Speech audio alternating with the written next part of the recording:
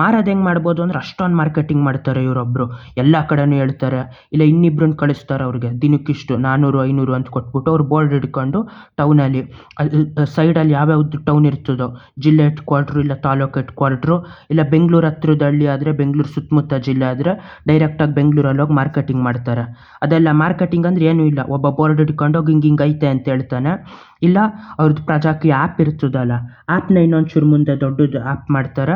ಡೈರೆಕ್ಟಾಗಿ ಜನನೂ ಅದು ಈ ಫ್ಯಾಕ್ಟ್ರಿ ಓಪನ್ ಮಾಡಿರೋರು ಡೈರೆಕ್ಟ್ ಕಾಂಟ್ಯಾಕ್ಟ್ ಮಾಡ್ತಾರೆ. ಆಮೇಲೆ ಅದೆಲ್ಲ ಪ್ರೊಸೆಸ್ ನಡೆಯುವಾಗ ಅಲ್ಲಿ ಇಷ್ಟು ಖರ್ಚಾಯಿತು ಏನಾಯಿತು ಪಕ್ಕಾ ಬಿಲ್ ಹೇಳಿ ಪಕ್ಕಾದ ವೀಡಿಯೋ ಎಲ್ಲರಿಗೂ ತೋರಿಸ್ಬೇಕು, ಯಾರು ಬೇಕಾದರೂ ನೋಡ್ಬೋದು ಅದನ್ನು, ಒಂದೂ ಹೈಡ್ ಮಾಡೋಂಗಿಲ್ಲ. ಇವನು ಇಷ್ಟು ಅಂತ ಇದು ಮಾಡಿಬಿಟ್ಟು ಅವನಿಗೆ ಅದನ್ನು ಮಾರ್ಸೋದು ಮಾಡ್ತಾರೆ.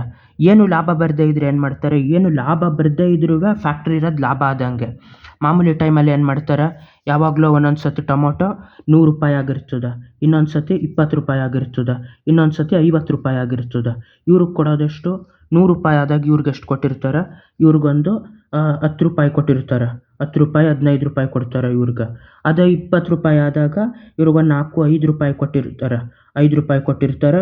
ಇದಾದಾಗ 50 ರೂಪಾಯಿ ಆದಾಗ ಒಂದು 15 ಕೊಡ್ತಾರೆ, 100 ಇದ್ದಾಗ ಒಂದು 20, 20ರಿಂದ 15 ಇಲ್ಲ 20 ಕೊಟ್ಟಿರ್ತಾರೆ.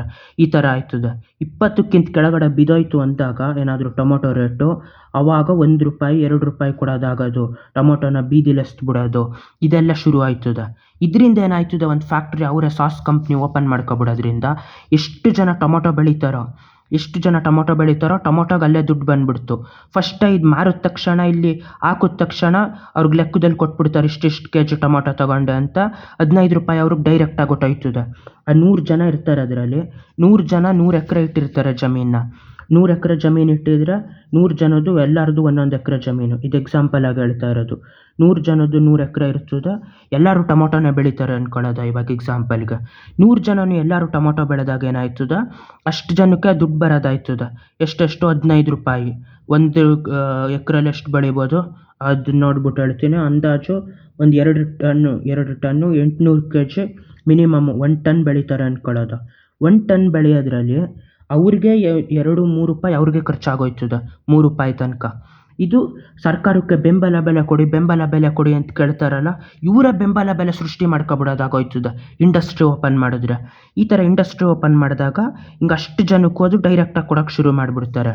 ಅದು ಮಾಮೂಲಿಯಾಗೂ ಯಾರಾದರೂ ಬೇರೆಯವನು ಇಂಡಸ್ಟ್ರಿ ಓಪನ್ ಮಾಡ್ಬೋದು, ಆದರೆ ಅವ್ನು ದುಡ್ಡು ಹೊಡ್ಕೊಳ್ಳೋ ಚಾನ್ಸ್ ಇರ್ತದೆ, ಇವ್ರಿಗೆ ಟಾಪಿ ಹಾಕ್ಬಿಡೋದು ದುಡ್ಡೇ ಕೊಡ್ದಾನೆ, ಹಿಂಗೇನಾದರೂ ಆಯ್ತದೆ. ಆದರೆ ಇಲ್ಲಿ ಪ್ರಜಾಕೀಯದ ಕಾನ್ಸೆಪ್ಟಲ್ಲಿ 100 ಜನನೂ ಸೇರಿ ಇವರೇ ಫ್ಯಾಕ್ಟ್ರಿ ಓಪನ್ ಮಾಡ್ಕೊಂಡು ಇವರಲ್ಲೇ ಯಾರೋ ಹುಡುಗರುಗಳೊಂದು 5 ಜನನ ಕಳಿಸ್ಬಿಟ್ಟು ಮಾರಿಸಿದ್ರೆ ಅಲ್ಲಿ ಬರೋದೆಲ್ಲ ಇವ್ರಿಗೆ ಆಗಿರ್ತದೆ ಅದಷ್ಟು ದುಡ್ಡು. ಇಲ್ಲಿ ಡೈರೆಕ್ಟಾಗಿ ದುಡ್ಡು ಬಂತು. ಆಮೇಲೆ 5 ರೂಪಾಯಿ ಪ್ರಾಫಿಟ್ ಉಳಿತದೆ. 5 ರೂಪಾಯಿ ಪ್ರಾಫಿಟ್ ಉಳಿದಾಗ ಎಷ್ಟು, ಅವತ್ತು ಎಲ್ಲ 1 ಟನ್ ಬೆಳೆದು 100 ಟನ್ ಇರ್ತದೆ. 100 ಟನ್ ಟೊಮ್ಯಾಟೋಲಿ ಅಂದಾಜು ಒಂದು 20 ಟನ್ ಏನೋ ಸಾಸ್ ಮಾಡಿರ್ತಾರೆ, 5 kg ಥರ. 20 ಟನ್ ಸಾಸ್ ಮಾಡಿಬಿಟ್ಟು ಎಷ್ಟು ಉಳಿದಿರ್ತದೆ, 1 kgಗೆ 5 ರೂಪಾಯಿ ಉಳೀತದೆ ಅಂತ ಅಂದ್ಕೊಂಡ್ರೆ. 1 kgಗೆ 5 ರೂಪಾಯಿ ಉಳಿಯೋದು ಅಂದರೆ ಇಲ್ಲಿ ಮಿನಿಮಮ್ ವ್ಯಾಲ್ಯೂ ಹಾಕಿದ್ದೀನಿ. ಟೊಮೊಟೊ ರೇಟ್ ಇನ್ನೂ ಕಡಿಮೆ ಇರ್ತದೆ, ಸಾಸ್ ರೇಟ್ ತೀರಾ ಜಾಸ್ತಿ ಇರ್ತದೆ, ಮಾರ್ಜಿನ್ ಇನ್ನೂ ಜಾಸ್ತಿ ಉಳಿಯೋದು ಆಯ್ತದೆ. ಅದು ನಾನು ಏನು ಉಳಿದೇ ಇದ್ದರೆ ಹಿಂಗಾಯ್ತದೆ ಅಂತ ಹೇಳ್ತಾ ಇರೋದು. 20 ಟನ್ ಉಳೀತು ಅಂದರೆ 20 × 5 ಎಷ್ಟಾಯಿತು, 20,000 kg × 5 ಮತ್ತೆ 1 ಲಕ್ಷ ಉಳಿದ್ಬಿಡ್ತು ಅದರಲ್ಲಿ. ಮತ್ತೆ 1 ಲಕ್ಷ ಉಳಿದಿದ್ರಲ್ಲಿ ಏನು ಮಾಡ್ತಾರೆ, ಇನ್ನು ಹೆಂಗಸ್ರುಗಳಿಗೆಲ್ಲ ಕೆಲಸ ಇರೋದಿಲ್ವಲ್ಲ, ಹಂಗೆ ಏನೇನಾದರೂ ಇದು ಮಾಡ್ತಾ ಇರ್ತಾರಲ್ಲ ಅವ್ರಿಗೆ ಅಂತ ಒಂದು ಸಣ್ಣದು ಗಾರ್ಮೆಂಟ್ಸ್ ಇದನ್ನು ಓಪನ್ ಮಾಡ್ತಾರೆ. ಸ್ಟಾರ್ಟಿಂಗ್ ಐಡಿಯಾ ಕೊಟ್ಟಿರ್ತಾನಲ್ಲ, ಟೊಮೊಟೊದು ಇದು ಓಪನ್ ಮಾಡಬೇಕು, ಆಮೇಲೆ ಗಾರ್ಮೆಂಟ್ಸ್ದು ಇದು ಓಪನ್ ಮಾಡಬೇಕು ಅಂತ. ಗಾರ್ಮೆಂಟ್ಸ್ದು ಫ್ಯಾಕ್ಟ್ರಿ ಓಪನ್ ಮಾಡ್ತಾರೆ. ಫ್ಯಾಕ್ಟ್ರಿ ಅಂದರೆ ಸುಮ್ಮನೆ ಸ್ಟಾರ್ಟಿಂಗು ಮಿಷಿನ್ಗಳು ತರ್ತಾರೆ. ಎಷ್ಟು, ಒಂದು 5 ಮಿಷಿನ್ ಏನೋ ತರ್ತಾರೆ, 15,000ದ್ದು ಒಂಚೂರು ಕ್ವಾಲಿಟಿ ತರ್ತಾರೆ. 5 ಮಿಷಿನ್ಗಳು ಯಾರೋ 5 ಅಮ್ಮಗಳು ಕರೆಕ್ಟ್